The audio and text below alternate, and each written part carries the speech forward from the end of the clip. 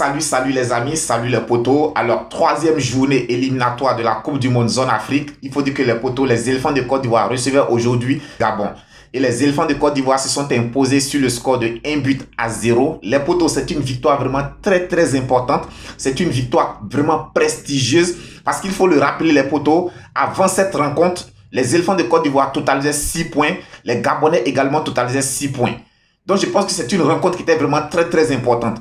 Les potos, à vrai dire, il faut être honnête. Moi, je pense que dans cette poule de la Côte d'Ivoire, le duel, la première place se jouera entre la Côte d'Ivoire et le Gabon. Donc, c'était vraiment important à domicile de battre cette équipe gabonaise afin de les distancer. Avec cette victoire, aujourd'hui, la Côte d'Ivoire a 3 points d'avance sur le Gabon, ce qui n'est pas négligeable. Les potos, dans ce genre de compétition, on ne cherche pas des scores fleuves. On ne cherche pas des scores de 5-0, de 6-0, de 7-0, non. Le plus important, c'est de prendre les 3 points.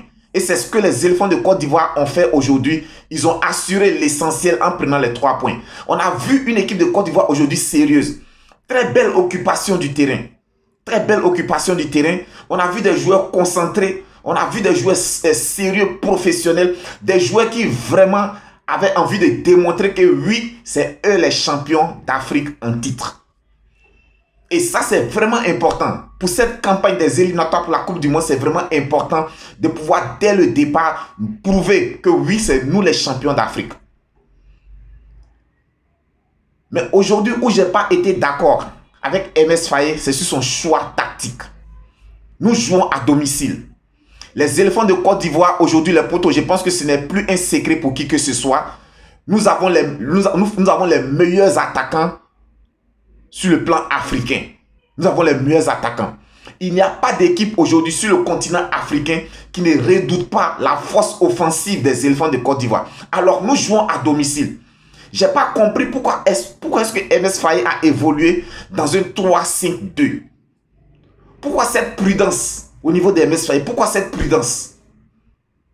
Nous jouons à domicile. Moi, j'aurais voulu qu'il évolue dans un 4-3-3. Dans un 4-3-3 avec Simon Adingra à gauche, Diakité Oumar à droite, Sébastien Haller en pointe. Je pense que dans ce 4-3-3, la Côte d'Ivoire aurait été encore plus dangereuse offensivement.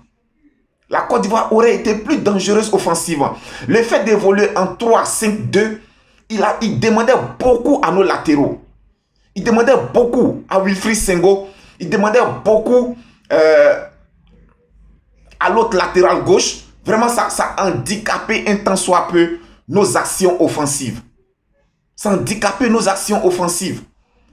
Parce qu'il est arrivé des moments où lorsque Seko Fofana récupérait le ballon, j'ai remarqué à plusieurs reprises, lorsqu'il se retourne sur le côté pour essayer de faire la passe sur le côté gauche, il regarde, il voit qu'il n'y a pas d'attaquant. Il est obligé de casser et ça ralentissait nos actions offensives. Ghislain Konan, Wilfried Senghor était censé apporter ce surplus offensif. Mais les potos, ça c'est trop demandé à nos latéraux quand on sait que sur le banc de touche, on a des ailiers capables de faire ce travail. On avait des ailiers capables sur le banc de touche de faire ce travail. Pourquoi demander aux ailiers, aux latéraux d'être défenseurs en même temps apporter ce plus offensif alors que sur le banc de touche, on a des ailiers capables de faire ce travail. Et cela a beaucoup ralenti nos actions offensives. Aujourd'hui, Sébastien Haller n'a pas été servi dans de très bonnes conditions. Sébastien Haller n'a pas été servi. Parce que Diakité Oumar s'est battu. Diakité Oumar était seul, je peux dire, sur le plan offensif à se battre. Diakité Oumar s'est battu comme un beau lion. Il a donné le meilleur de lui-même. Comme on le connaît, on sait que c'est un joueur qui mouille toujours le maillot. Le Wourourou, aujourd'hui, il était au four et au moulin. Mais je pense qu'il aurait fallu un certain un certain Simon Adingra aux côtés de Diakité Oumar pour apporter ce danger, pour apporter ce plus offensif. Donc moi franchement, ça c'est mon avis personnel les potos. Je n'ai pas été d'accord avec le choix tactique de l'entraîneur, du sélectionneur ivoirien. Le fait d'évoluer en 3-5-2, ça a vraiment ralenti nos actions offensives. Ça nous a vraiment handicapé offensivement. À l'extérieur, peut-être je peux comprendre. S'il évolue avec un tel système à l'extérieur, je peux comprendre. Je peux me dire qu'il essaie de sécuriser la défense. Il essaie de renforcer son milieu de terrain. Il essaie d'être prudent. Mais à domicile, on se doit obligatoirement d'évoluer en 4-3-3. Et ça, c'est nécessaire. C'est vraiment nécessaire. Parce qu'aujourd'hui, si Simon Adingra, ou bien même pas forcément Simon Adingra, un Nicolas Pepe, ou bien un autre, si on jouait en 4-3-3, les potos, je vous dis, on allait inquiéter encore davantage cette équipe gabonaise. On allait les inquiéter davantage. Donc je pense qu'il doit vraiment revoir cette copie-là. Il doit revoir ce côté. Parce qu'aujourd'hui, nos attaquants font peur. Ça, c'est plus à cacher, c'est même pas à discuter. Nos attaquants font peur à toutes les équipes, à tous nos adversaires. Mais je pense que c'est le moment de profiter, d'en profiter. Oui, c'est le moment d'en profiter. Lorsque tu joues déjà contre un adversaire qui craint ta force offensive, mais il faut en profiter. Il faut en profiter.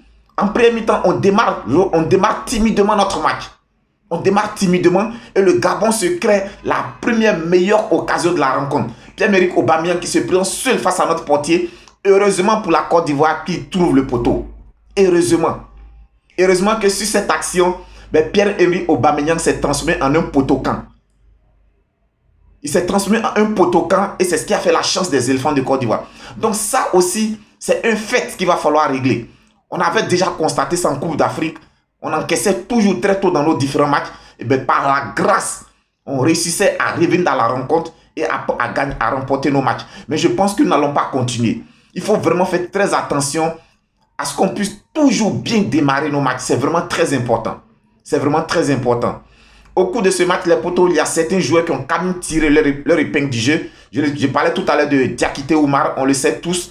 Mais Diakité Oumar a vraiment mouillé le maillot comme d'habitude. Il a été vraiment dangereux tout au long de la rencontre. En tout cas, moi personnellement, c'est un joueur que j'apprécie énormément.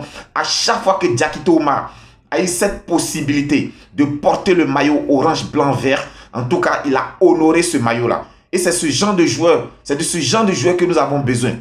Il n'est pas forcément le plus talentueux. Mais je pense qu'on préfère quelqu'un qui joue pour sa patrie, qui mouille le maillot pour sa patrie, que quelqu'un qui viendra avec beaucoup de talent et ne rien donner. En tout cas, Diakité Oumar, moi je peux lui attribuer une note de 8 sur 10. Aujourd'hui, il a été vraiment, je peux dire du côté de la Côte d'Ivoire, pour moi, c'était l'homme du match. Ensuite, les potos, nous avons Seko Fofana, auteur de l'unique but de la rencontre, comme d'habitude. Je pense que les potos, les Gabonais avaient un tout petit peu oublié Seko Fofana. Mais aujourd'hui, il a été au four et au moulin. Il a été au four et au moulin, il a été le piston entre le milieu et l'attaque. Et je pense qu'il a tellement bien joué son rôle. Pour moi, je pense que le fait qu'il marque le but, l'unique but de la rencontre, c'est vraiment à juste titre, c'est vraiment justifié. Et c'est une récompense pour Seko Fofana. En tout cas, gros match aussi à Seko Fofana. Si je devais noter Seko Fofana, je lui donnerais une note de 7 sur 10. Ensuite, nous avons Wilfried Senghor. Wilfried Senghor aussi qui a vraiment beaucoup apporté sur son côté. Sur le plan offensif comme sur le plan défensif. Il a été vraiment présent. Je lui tire également mon chapeau. Je peux lui donner une note de 6 sur 10 à Wilfried Senghor. Et pour terminer, Franck Kessié, la panthère de Zébi Zekou, je dirais que lui aussi, il a vraiment joué son match. Il a été dans son match physiquement, techniquement. En tout cas, il a apporté ce soutien offensivement.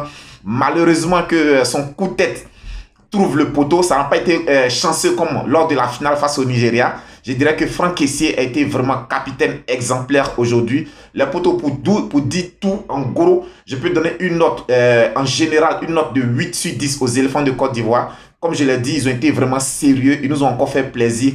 Et là, ça leur fait 3 matchs, 3 victoires, 9 points en 3 matchs. C'est à saluer. Le 4e match, la 4e journée, ils vont sortir. Et on espère tout simplement qu'ils nous reviendront avec un très bon résultat. Les potos, on se retrouve très bientôt pour les autres résultats des autres nations. D'ici là, portez-vous bien. On continue de s'abonner, on continue de liker, de commenter. C'est sur votre chaîne préférée, Viking Débrief Connaisseur Connaît. On se dit à très bientôt pour une autre vidéo. D'ici là, que Dieu vous protège.